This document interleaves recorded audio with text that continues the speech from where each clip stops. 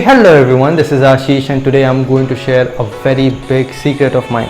Today I'm going to talk about how I was able to become a university topper by just studying for 4 hours before the examination, how I was able to get a CGPA of 9.57, how I was able to get into BARC and get into Indian Space Research Organization while going through those gruesome semester examinations of BARC training school. It's not possible in a normal way. It's not possible by the straight line. You have to go through a twisted path, and I've gone through a lot, but today I'm going to talk about the tricks that I've been using for the last 6 years. So it's called memory palace. And a better, more technical term for it would be Loci method. It's a 2500 years old technique that the Greeks invented. So I'm not the one who is telling you this. Actually, it existed for a long time and people have forgotten about this over long period of time because of use of cell phones and all that. Today I'm going to talk about how you can use these things. So first of all, I'll talk about how I actually found this. So I still remember I was somewhere in 3rd semester, and me and my friend were going back home. So we were in a train, and my friend were sitting in the same coach, and he was talking about this TV series Sherlock Holmes, and I never watched that before that. And he talked about how Sherlock Holmes had a memory palace, and everything that he ever witnessed, everything that he ever saw, every information that got into his head was stored somewhere very neatly in his memory palace. And I thought that is amazing. So the first thing that I did after that, I was so fascinated by the technique, was that I went through the Sherlock Holmes TV series. So the first 3 seasons I went through it completely. First season I watched all the episodes, disappointed, could not see a thing about memory palace. Second season same. Third season, full season I went through it. In the last episode, in the last scene, there was something that he called memory palace. And I was actually disappointed because it was very like a fairy tale. It was very unusual and it did not look like very realistic thing the way it showed it over there, but I was fascinated by the idea. So I started studying about this. I was still undergraduate by then, and I started studying about this. I read few books and I watched a lot of videos. I watched TED Talks and all that, and I found out that it is a real thing. Like people are really doing it. May not be as good as it was shown in TV series. Like you are having a home and you can actually navigate through it, and you know every memory that is placed somewhere else and you can just pick it up from there and put it over there. It's not like that, but it is very, very possible to memorize anything and to recall it at any point of time. So that is what I'm going to talk about. So this is what I used to cross all the semester examinations. So by studying just 4 hours, I was able to, like, we used to get notes in college, right? So those notes, let's say 20 to 30 pages, I just used to mark points and I used to memorize it using this technique. And next day I was able to just copy paste it. It was almost like I was cheating, because it was almost like I was having my notes beside me. It's as good as that. So that's how it all started, but now I'm going to explain how your brain actually can do that. So what I'm going to do is, first of all, I'm going to talk about how your memory works. Then I'm going to talk about how you can connect your old memories to learn new memories, and retain it for a long period of time and recall it whenever you want. And then at the end, I'm going to give you an example. I'm going to show you how I do it, so that there are no questions. So that's when we are going to end it. Now let us begin. Now memories are very interesting, but I've basically divided memories into 2 parts, the core and the surface. This is the core memory and this is the surface memory. Now core memory is deep in your brain. It cannot be extracted. It is there, it will stay there. So that is the basis of you, that is the basis of who you are, and that directs how you behave. But on the surface, I'm going to put the memory that is new, that I'm just giving you right now. If you want to retain it, you have to connect the surface to the core. How to do that, I'm going to talk about that. But let us talk about this core memory first, because that is the one which is going to hold the surface memory. So core memory is nothing but something which is in your brain because of a lot of repetitions. All right, because for example, you tie your lace. Okay, you have done that so many times that now you know how to do it. You do not, in the middle of tying the lace, you do not think, how did I do that last time? All right, it is in your memory. Okay, a lot of things, brushing your teeth, having a bath, a lot of things are deep in your memory. Okay, those are the things that cannot be taken out. A, B, C, D, alphabets, words, these are the things that are core memory. Now the surface memory, my name, a new person you met, a new paragraph you studied, okay, the next essay that you are going to rehearse in front of the crowd. Okay, these are the things that are the surface memory. So first of all, where do we use these things? Like I've already talked about that we can use this for examinations, okay, to get very good grades, obviously by studying very less. But you can also use this for giving speeches. A lot of public speakers do this. Okay, they speak for 1 hour. It's not like they are speaking out of creativity, they are speaking out of memory. Okay, otherwise they will run out of content. So they always have this kind of memory palace in their head. Okay, whether they do it intentionally or unintentionally, anyone who has ever remembered something long has used memory palace technique. All right, the only thing is that if you understand how to use it, you will be able to use it in a quicker manner, in a more efficient manner. Okay, so coming back to the surface. Okay, so you have understood now that what is the core memory and what is the surface memory. Our objective right now is to retain the surface memory, the new memory that I'm throwing at you. Okay, now you have to relate it. Okay, that is a very important point. You have to relate things. Okay, so whatever new, for example, a name that you have heard today, all right, let's say Abhishek, you have to relate it with a person you already knew, Abhinav maybe. Okay, and that's how you remember the name. Abhi and Abhi matches, and that is how you remember, okay, Abhishek, the new person I know, his name is somewhat like that person I had a benchmate as in my school days. All right, that is how you remember these things, new things. For example, in your examination, there are 10 points. Okay, your examination is half an hour later. Those 10 points you have to remember. All right, so what you do is that you can attach it with some route, some journey that you have been before. Okay, now it is very important point that people really can remember spatial things very well. Okay, for example, the corners of your room, where your bathroom is, where the door is, where your bed is, where your table is. People can really remember very well the things that they have seen through their eyes. Okay, for example, the journey from your house to the grocery store, it is in your head, that cannot be forgotten. Every light pole that you see, every garbage bin that you see throughout the way, all right, those are all in your head. Okay, every tree that you see, you cannot forget that. Okay, because you have done that first of all couple of times, and second of all, it is a spatial thing. Okay, your brain really retains spatial memories very well. That is why I've talked about this before, that when you're traveling, it is good to read new things if you're trying to memorize it, because your brain will connect the new things that you're reading with the environment that you're going through, even if you have watched it only once. Okay, your brain is really good at retaining those things. So that is one part of your core memory. Okay, your spatial memory that really gets engraved in your brain very well. Other are emotional memories. Okay, some very strong emotions, maybe an emotion of the first time you met a girl. Okay, a very strong emotion of a loss. Okay, a very strong emotion of someone chasing you, a very fearful, a horrifying experience. Strong emotions really get engraved in your brain, even if it happens only once. So you can use those events to connect new things that you're learning. How to connect, I'm going to talk about that, and once I give you an example, you will understand everything about it. Okay, so that's the second kind of core memory. Number one, spatial. Number two, your strong emotions. And third thing is your repetition, which I already talked about. The things that you're doing every day will get deep in your memory. Okay, so these all consist of core memory. Now the surface memory I'm going to attach to it. Okay, so connect things. All right, whatever you're trying to learn, for example, 10 points you have to remember, connect each and every point. Take out one word important from each of those 10 points and connect it with something special in your life. Okay, and somehow you have to put it in some story. Okay, which is very important. Another thing, stories people remember very well. How many times you watched your favorite movies? At max 10.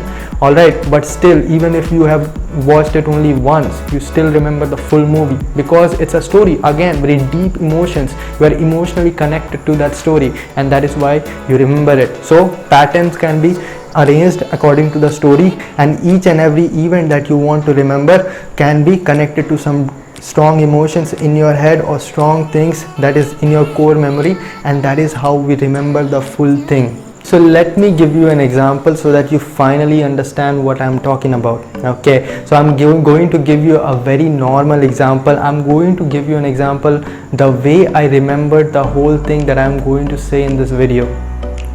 Understood it? Okay, now I prepared a whole thing. All right, I knew what I'm going to say. It's not like I stood up here and started saying randomly. Okay, that is what we call script. I do not actually have a script, but I have points that I want to remember while I'm giving the talk. Okay, that is what people do when they're giving speeches and all right, so it is a small example because it's only how much, maximum 10 minutes of video. All right, but it is small, but it will give you an example. So I'll tell you how I remember things. Okay, and that will give you an idea how I remembered my notes for the semester examinations. Okay, so this is how I did. I first of all needed a pattern. Okay, because I knew first I have to say this, then I have to say this, then I this. So I need a pattern. Now pattern can be imagined by two ways. Number one, story, and number two, a path, a route. Okay, so this time I've taken a route. All right, story maybe I'll tell in some other example. Okay, so a route, any route that you know very well, that you have traveled a lot of time, which comes into the repetition part. For people who know me will be knowing what I'm talking about. The route is in NBH. Okay, if you know what I'm talking about, comment down below. So there's a path that I've traveled a lot of times. Okay, so this is the path I'm going to talk about. So there's a downhill. Okay, then there's a giant building with let's say 11 floors. Okay, and there's an entrance. On the left side of the entrance there's a lift. Okay, in front of that there's a reception desk. Okay, so this is 11th floor. I have to reach to any floor, okay, wherever my room is. All right, now look how I'm going to connect it. All right, how I'm going to connect this simple path with what I want to remember. Okay, the script that I have, I'm going to place it over here, and you are going to understand how I'm going to connect each and everything. So first of all, make the points. Okay, whatever you want to speak about, make points. Let's say you have 10 points, and from each and every point pick something vital out. Okay, if someone tells you that word, that whole sentence comes in your head. All right, that should be the situation. So that is what I have done. You can see I've circled every word with red mark. That is the word, the vital word of that point.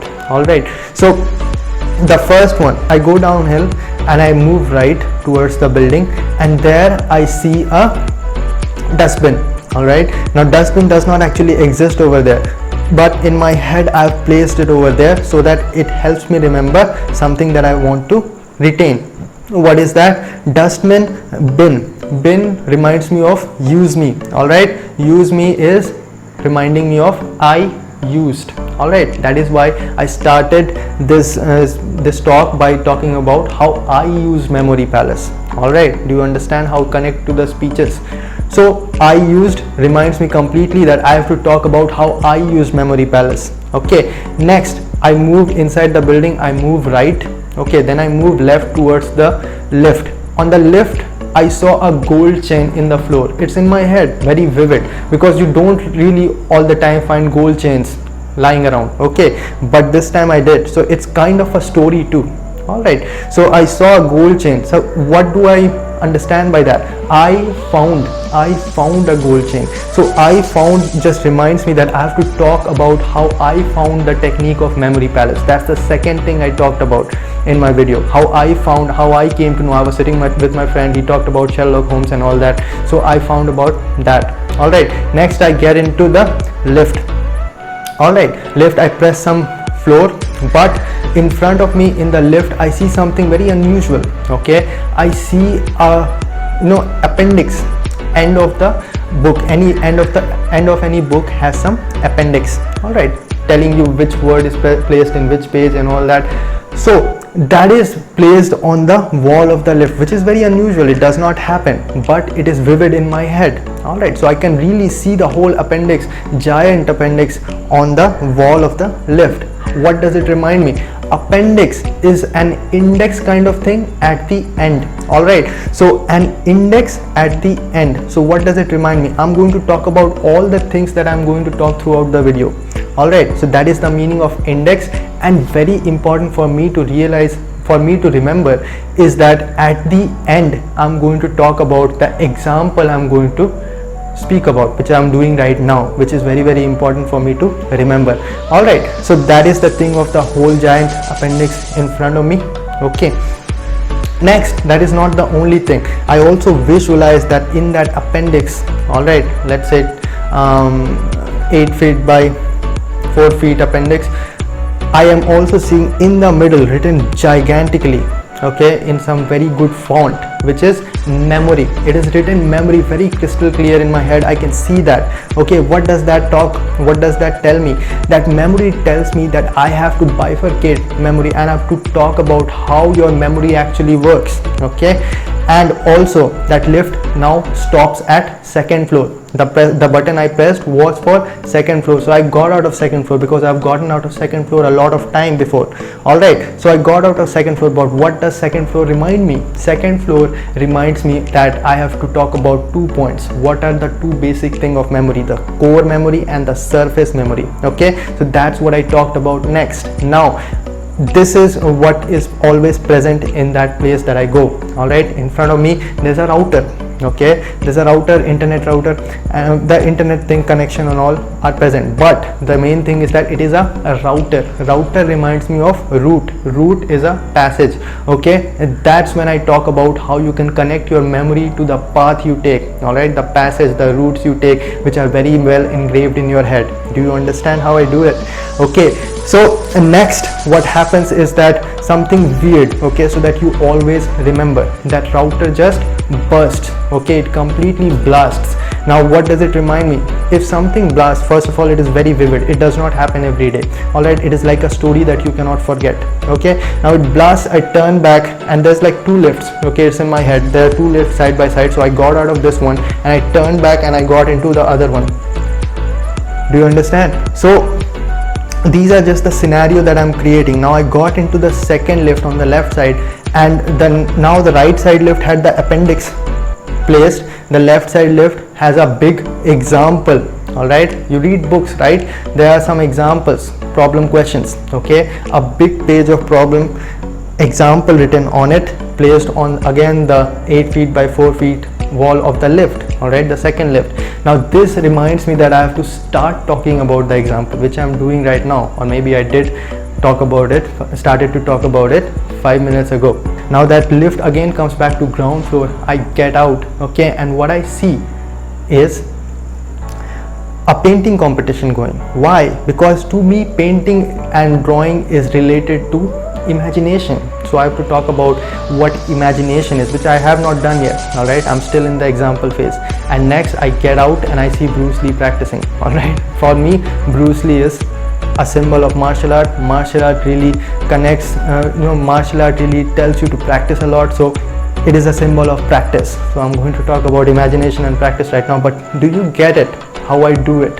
It is very, very simple, and like I'm going to talk about now, it gets better with practice. All right, it is a full game of imagination. All right, and imagination is not something that you are born with. Okay, some people think he is more creative than me, it's not possible for me. No, it is not like that. All right, you just have to develop it. People who have done it more times are better at it. All right, you have to train your brain in that manner. No one is special. You just have to train and do it again and again. That's how you build a very good memory. So practice it. It's a whole thing about imagination. Use your imagination. Think about weirder things. All right, I cannot talk about weirder things in videos, but people do have weird memories. Okay, it's free, it's infinite, you can do whatever you want, but weirder it is, more bizarre it is, more you will retain it in your head. I'm going to talk about a lot of things related to memory palace and Loci method. By the way, the Loci episodes that I started, it is, this is where I got the idea of the name. Okay, so I'm highly inspired by this idea. I've always used it, and to a point when it has just become a reflex. Now when I just need to remember something, some pattern in engineering that I'm doing, I just use it naturally. Okay, and over 5 or 6 years you will start doing it naturally too. But you can instantly start using it. Okay, it's not difficult. Start using it, start practicing it. The more you do, the more you learn about it. Okay, and better you become at using it. Okay, and that's about it. That's a beautiful technique that you can use anywhere, giving speeches, remembering quotes for your examination, and passing your examination, being a topper in the examinations. So you can use it anywhere you want. Okay, and that's about it. I'll see all of you in the next one.